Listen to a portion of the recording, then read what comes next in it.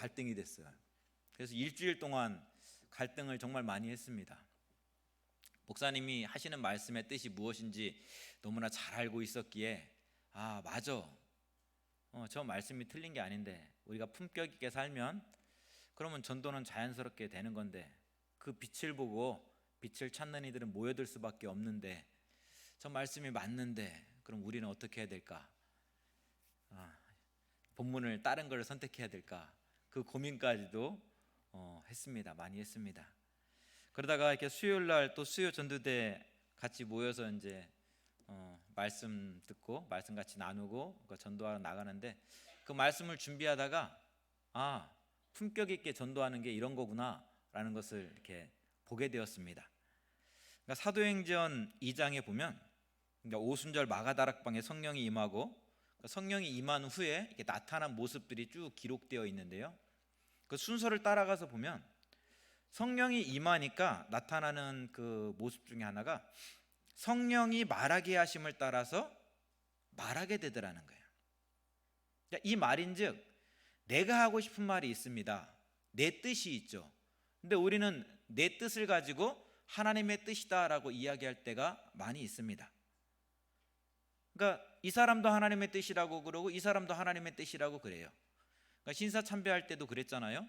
신사 참배하는 것이 하나님의 뜻이다라고 주장하는 사람들이 있고 아니다, 안 하는 것이 하나님의 뜻이다라고 주장하는 사람들이 있습니다. 지난주 교단 총회에서도 세습을 허용하는 것이 교회를 위한 것이다 라고 주장하는 사람들이 있고 세습을 하지 않는 것이 교회를 위하는 것이다 라고 주장하는 사람들이 있습니다. 그런데 분명한 것은 둘 중에 하나는 하나님의 뜻이 아니라는 거죠.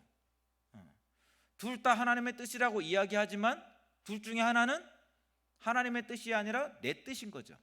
내 뜻을 하나님의 뜻이다라고 이야기하고 있는 겁니다. 하지만 성령이 임하면 성령의 인도하심을 따라 살게 되고 내 뜻이 아닌 성령의 말하게 하심을 따라서 말하게 되는 거예요. 내 주장을 하나님의 뜻이라고 하고 거짓말하는 것이 아니라 성령의 말하게 하심을 따라서 말하게 된다는 거예요. 그렇게 성령의 말하게 하심을 따라서 하나님의 큰 일을 말하는데 놀라운 건 나라가 다르고 태어난 곳이 다르고 언어가 달랐지만 그 하나님의 큰 일을 모두가 다 이해하더라는 거예요. 받아들이더라는 거예요. 근데 우리가 사는 이 땅은 어떻습니까? 또 교회는 어떻습니까? 하나님의 뜻입니다라고 해서 결정이 났는데 이쪽에서는 받아들이고 이쪽에서는 못 받아들이고 이런 일들이 일어나는 거죠. 근데 성령의 말하게 하심을 따라서 하나님의 큰 일을 이야기하니까 어떤 일이 벌어졌냐면 모두가 다 알아듣는 거예요. 받아들이는 거예요. 아멘 하는 거예요. 그러니까 우리가 이야기할 때 하나님의 뜻이다라고 이야기하는 것 중에 성령의 말하게 하심을 따라서 이야기하지 않는 것들이 있다는 거죠. 그걸 하나님의 뜻이다라고 포장을 해서 이야기를 하는데 우리는 그거를 분별하지 못하고 있다는 거죠. 그 구체적인 이야기가 바로 베드로의 설교 내용입니다. 그러니까 성령이 임하고 나서 베드로가 쭉 설교를 하는데 뭐라고 설교하냐면 그러니까 여차저차해서 설교의 내용을 쭉 앞뒤 잘라놓고 그 핵심 이야기를 딱 잘라서 이야기하면 사도행전 2장 23절, 24절 그리고 36절에 그 베드로가 이렇게 이야기합니다. 너희가 법 없는 자들의 손을 빌려 못 박아 죽였으나 하나님께서 그를 사망의 고통에서 풀어 살리셨으니 이는 그가 사망에 매여 있을 수 없음이라. 너희가 십자가에 못 박은 이 예수를 하나님이 주와 그리스도가 되게 하셨느니라. 무슨 말입니까? 성령의 말하게 하심을 따라서 하나님의 큰 일을 지금 선포하고 있는데 그 내용을 가만히 들어보니까 예수를 십자가에 못 박아 죽인 사람들을 향해서 너희가 십자가에 못 박아 죽인 그 예수가 하나님이 보내신 메시아라고 지금 이야기하고 있는 거예요. 너희가 받아들이지 않은 그 예수가 하나님이 보낸 메시아라. 근데 너희가 그 메시아를 십자가에 못 박아 죽였다. 너희가 살인자다. 너희가 죄인이다 라고 설교하는 거예요. 그 십자가에 죽은 예수를 하나님께서 3일 만에 다시금 살리셨다. 그것이 베드로가 전하는 설교의 내용입니다.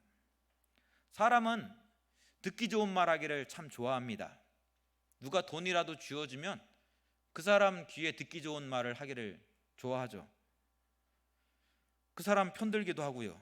그러니까 뇌물이 사람의 마음을, 사람의 눈을 멀게 한다고 이야기했는데 맞습니다. 목사들도 돈 받으면요, 그 사람에게 직언을 못하는 거예요. 그 사람 편에 서는 거예요. 그럼 목사도 그렇고 뭐 장로도 그렇고 집사도 그렇고 권사도 그렇고 다 그런 것 같습니다. 그래서 하나님께서 뇌물은 사람의 눈을 멀게 한다고 말씀했는지도 모릅니다. 나는 아니라고 이야기하는데 성경은 그렇게 쓰여 있잖아요. 그렇게 마음이 굽어진다라고. 그런데 성령이 임하니까 예수를 십자가에 죽인 사람들을 향해서 너희가 십자가에 죽인 예수가 하나님이 보낸 메시아다라고 설교하고 있는 거예요. 이야기하고 있는 거예요. 다른 말로 이야기해서 그 이야기를 하는 순간 베드로는 돌에 맞아 죽을 수도 있어요. 그 이야기를 하는 순간 그 교회에서 쫓겨날 수도 있습니다. 그 이야기를 하는 순간 그 자리에서 물러날 수도 있습니다. 그런데 성령이 임하니까 예수를 십자가에 못 박은 사람들을 향해서 너희가 십자가에 못 박은 그 예수가 하나님이 보내신 메시아다라고 설교하고 있는 거예요.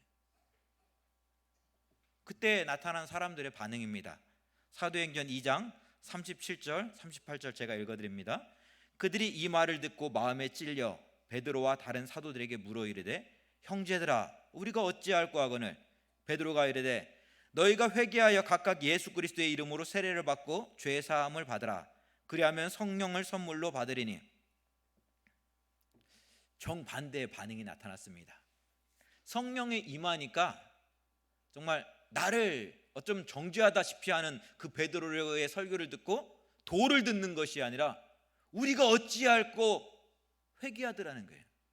그러니까 베드로에게도 성령이 임했는데 그 설교를 듣고 있는 함께 모여있는 그 회중들에게도 성령이 임하였다라는 거예요. 성령이 임하니까 말하는 자도 하나님의 말씀을 성령의 말하게 하심을 따라서 당당히 말하는데 듣는 자도 그것이 하나님의 말씀인 줄 알고 그 앞에서 우리가 어찌할꼬 회개하고 자복하더라는 거예요. 그렇게 해서 하나님께 돌아온 숫자가 그날에 3,000명이나 되었다라고 성경은 이야기하고 있습니다. 단순히 3,000명이 회개하고 돌아섰다는 그 사실이 중요한 것이 아닙니다. 회개하고 세례를 받은 후에 이들은 사도의 가르침을 따라서 서로 교제하고 떡을 떼며 기도하기에 힘썼다라고 사도행전은 우리에게 가르쳐주고 있습니다.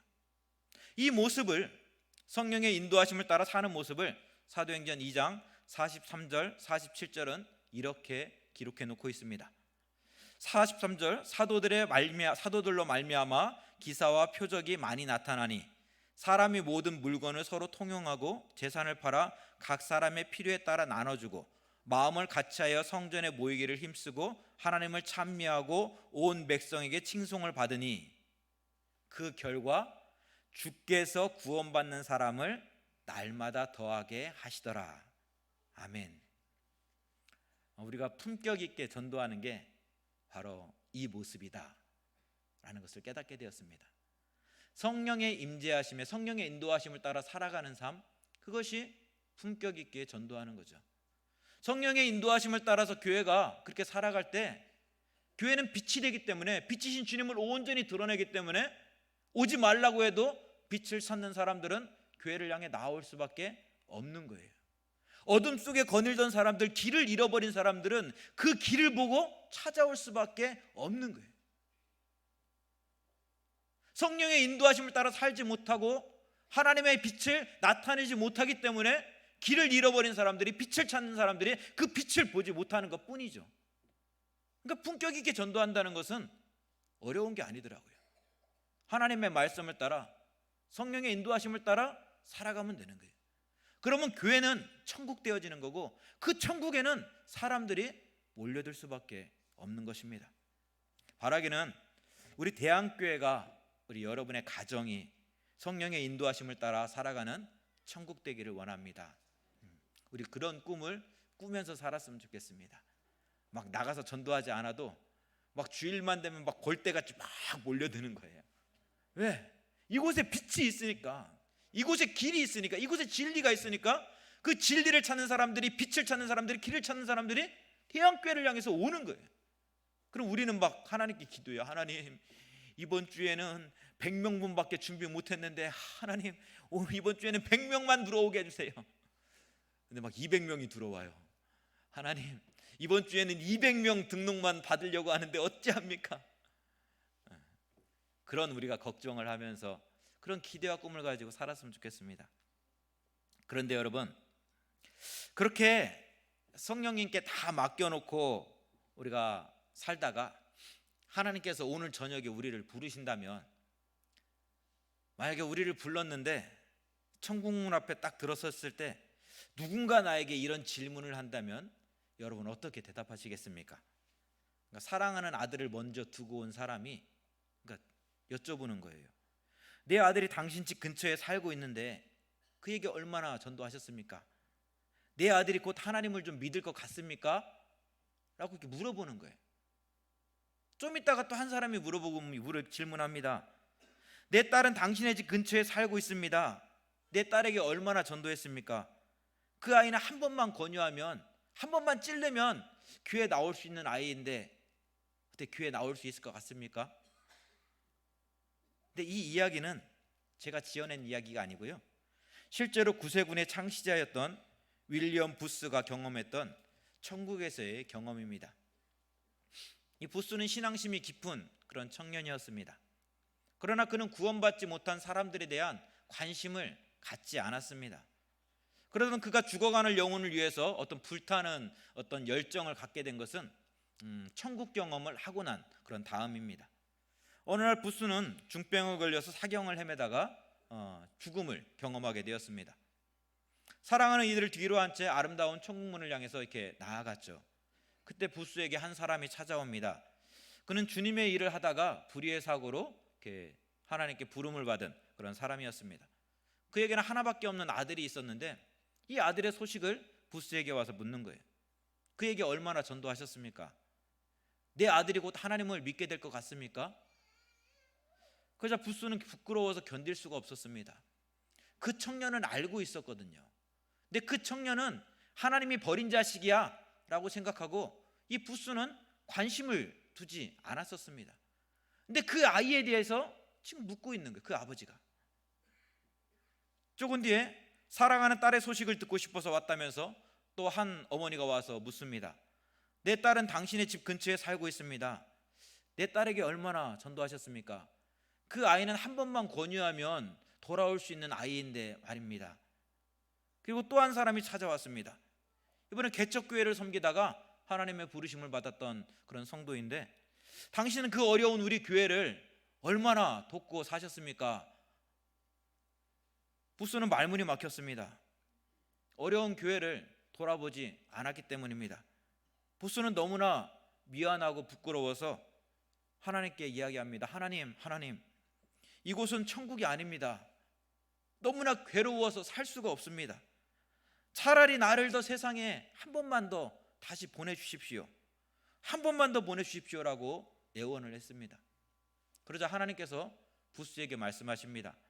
땅으로 돌아가라. 내가 내게 다시 기회를 주겠다.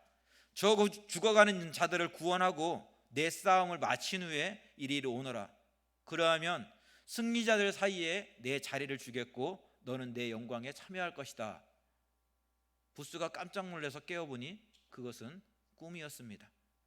부스의 삶의 변화는 바로 여기서부터 시작되어집니다.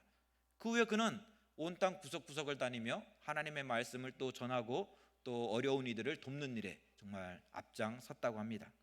그렇습니다. 교회가 천국되면 천국을 소망하는 자들이 교회로 몰려올 것입니다. 굳이 전도하지 않아도 찾아오는 사람들로 인해서 우리 교회는 늘 가득 차고도 남을 것입니다. 하지만 예수님께서 마지막으로 우리에게 부탁하신 그 명령, 땅까지 이르러 내 증인이 되라 말씀하신 그 말씀에 순종하지 않고, 죽어가는 생명을 구원하라는 그 말씀에 순종하지 않고 살다가 주님이 우리를 부르시면 우리는 주님 앞에 가서 뭐라고 이야기할 수 있을까요? 너 살 때 뭐하고 살았냐? 2019년에 2020년에 너 뭐하다 왔니? 라고 주님이 우리에게 물으신다면 우리 뭐라고 대답하시겠습니까? 이단지 입주를 앞두고 있기에 우리 전도대가 수요일 날 모여서 함께 모여서 같이 말씀 듣고 기도하고 이렇게 땅 밟기 이렇게 기도를 하고 있습니다. 근데 쭉 돌고 나서 들리는 이야기들이 그래요. 야, 가기 전에는, 돌아보기 전에는 몰랐는데 돌아보고 나니까 전도를 해야 되겠다는 그 마음이 불쑥불쑥 올라옵니다. 또 어떤 분은 그래요.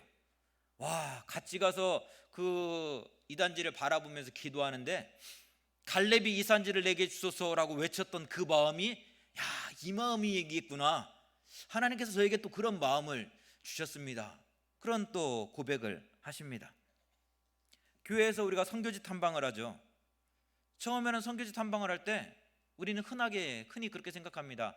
뭐 선교지에 뭔가 필요한 건 없을까? 우리가 뭔가 도와줘야 되지 않나? 그러니까 우리는 의식하든 의식하지 않든 우리가 많이 가지고 있다는 어떤 교만한 생각을 가지고 선교지를 바라봅니다. 선교지로 찾아가죠. 그래서 저 가난한 선교지한테, 정말 그 선교사님한테 우리가 뭔가 좀 도와줘야 되는 거 아니야? 내 주머니에 있는 뭐 1달러, 2달러 좀 도와줘야 되는 거 아니야? 그런 생각들을 가지고 선교지로 나아갑니다. 근데 선교지를 쭉 돌아보고 나면은 어떠한 마음이 들어요? 놀라운 하나님의 은혜를, 정말 하나님이 주신 선물을 우리가 발견하게 됩니다. 얻게 됩니다. 그것이 뭐냐면 선교에 대한 열정이에요.